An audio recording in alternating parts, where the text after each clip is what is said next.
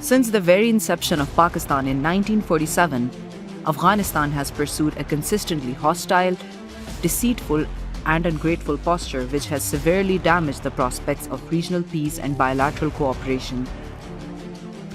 While Pakistan extended diplomatic and humanitarian goodwill, Afghanistan chose the path of animosity, interference, and subversion. The hostility began almost immediately after Pakistan's independence. On September 30th, 1947, Afghanistan became the only country in the world to vote against Pakistan's admission into the United Nations, revealing its deep-rooted antagonism.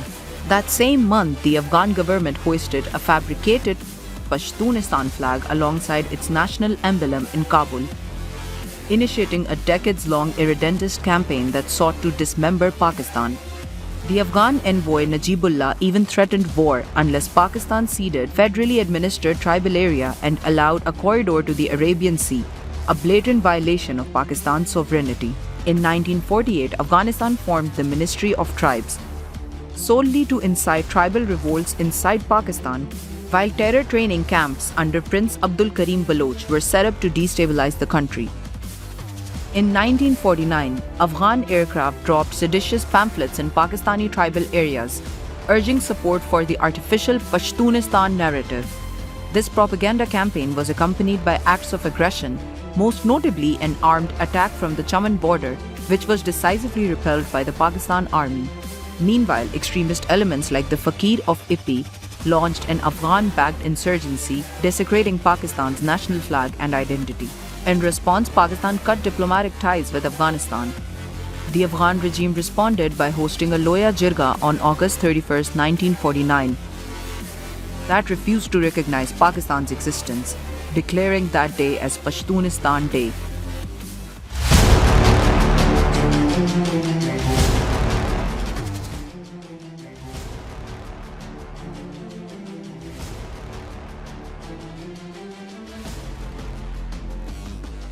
Laying the foundation for continued enmity. The 1950s and 60s witnessed an intensification of Afghan aggression. In 1950, Afghanistan signed a strategic friendship pact with India, openly aligning itself with Pakistan's primary rival to encircle and weaken Pakistan. Armed incursions such as the 1950 attack on Bogra Pass and the 1960 tank invasion in Bajaur further exposed Afghanistan's aggressive designs.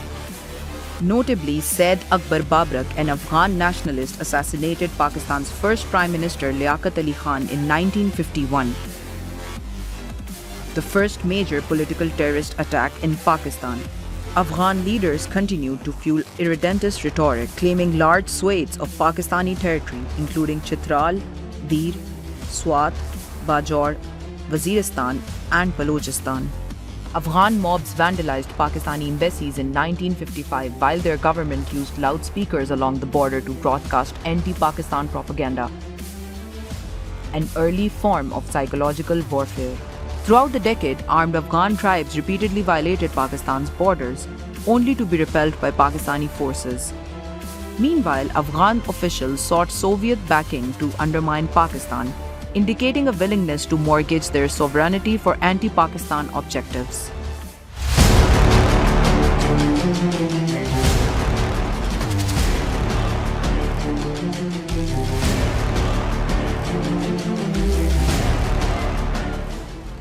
From the mid-1960s to 1979, Afghan regimes doubled down on supporting secessionist and extremist elements within Pakistan. In 1965, during Pakistan's war with India, Afghanistan took advantage of the distraction to attack Mohammad Agency, an aggression foiled by local Pashtuns loyal to Pakistan. In 1970s, terror camps in Afghanistan trained Baloch and Pashtun nationals, many of whom were given ideological and material support by Kabul. Figures like Ajmal Khatak and Afrasiab Khatak, under Afghan guidance, revived separatist narratives like Pashtunistan and Free Balochistan. The situation worsened when Kabul openly endorsed anti-Pakistan entities such as Pashtun Zalmi, which later assassinated KP Governor Hayat Sherpao in 1975. Even Afghan postage stamps carried Greater Pashtunistan propaganda, symbolizing the regime's obsession with Pakistan's dismemberment. By 1979, as President Najibullah invited Soviet troops to invade, Afghan hostility had completely consumed regional stability.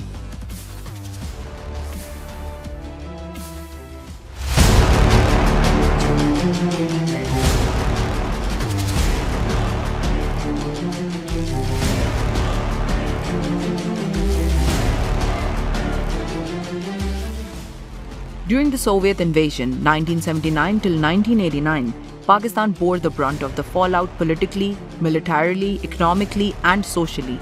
Despite Kabul's historical aggression, Pakistan opened its borders to over 3 million Afghan refugees, offering shelter, aid, and a lifeline to the Afghan Mujahideen. But this goodwill was repaid with treachery. Afghan and Soviet forces reached the Torkham border, aiming to push to the Indus River, signaling a plan to absorb Pakistani regions into a communist Afghanistan. Pakistan's tribal belt faced repeated bombings by Soviet aircraft, and hundreds of innocent Pakistanis were killed in cross-border attacks, orchestrated by Afghan and Soviet intelligence, Khad and KGB. Furthermore, terrorist groups like Al-Zulfikar, supported and trained in Afghanistan, carried out hijackings and political assassinations inside Pakistan, undermining national stability.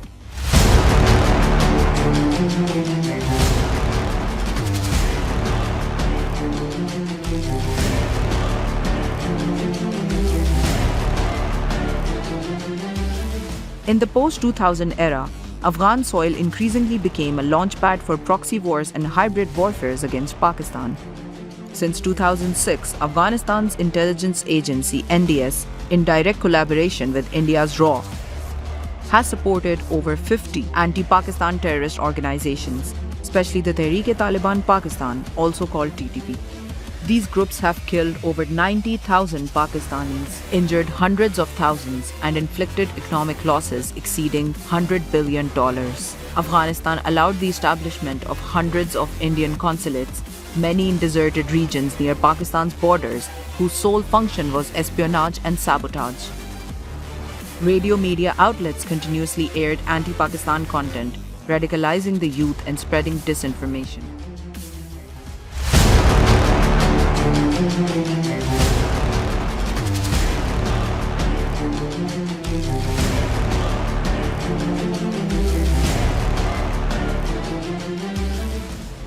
One of the most heinous consequences of Afghan RAW collaboration was the Army Public School massacre in Peshawar on December 16, 2014, where 7 terrorists trained and launched from Afghanistan killed 150 innocent children and staff, a national trauma engineered from Afghan soil.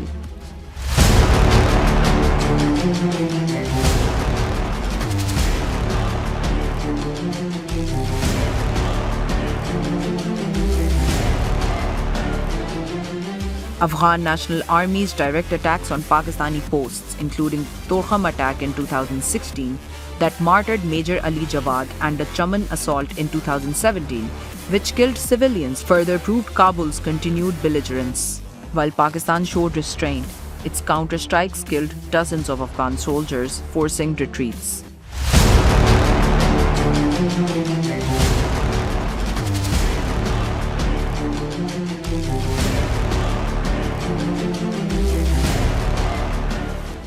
Even today, Afghan-based terror groups continue to launch cross-border attacks on Pakistani military and civilian targets. Federally administered tribal areas, Balochistan and KP, remain vulnerable due to terrorist sanctuaries inside Afghanistan. The emergence of Pashtun Tahaffuz movement, also known as PTM, which has received open support from Afghan politicians and parliamentarians, further demonstrates Afghan interference in Pakistan's internal affairs.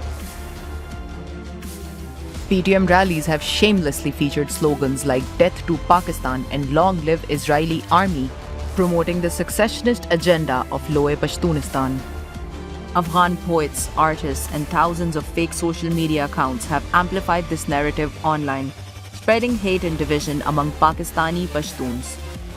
Pro-Pakistani voices such as Malik Maturke, Malik Abbas, and SP Tahir Dawar were murdered with Dawar's body disgracefully handed to PTM instead of Pakistani authorities, a move orchestrated by Afghan intelligence.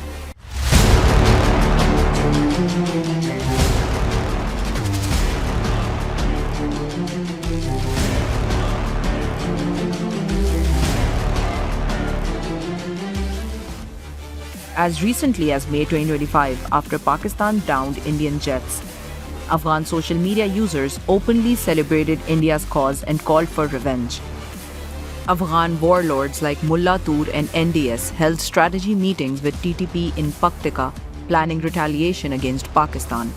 The cold-blooded execution of 8 Pakistani laborers from Waziristan solely for being Pakistani highlights the deep-rooted hostility still thriving in Afghan territory. Despite decades of generosity, sacrifice, and patience showed by Pakistan, Afghanistan has persistently pursued a course of betrayal and enmity. From refusing to recognize Pakistan's existence in 1947 to plotting cross-border invasions, fueling separatist insurgencies, hosting terrorist groups, and spreading anti-Pakistan propaganda, Afghanistan has acted not as a neighbor, but as an adversary. Afghan territory continues to serve as the base for terrorism, infiltration, and information warfare against Pakistan. This unchecked aggression has resulted in tens of thousands of Pakistani lives lost, the spread of extremism, and the undermining of peace in the region. The trust deficit fueled by Afghanistan's own policies and alliances has left bilateral ties deeply scarred. The facts are undeniable. Pakistan has been a victim, not a villain, and history is the ultimate witness.